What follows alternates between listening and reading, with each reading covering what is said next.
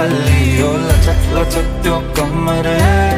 देऊ नम्बरे बात होला मिठो गफ होला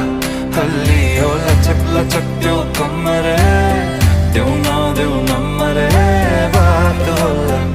मिठो गफ होला उसको एक झलक मुस्कान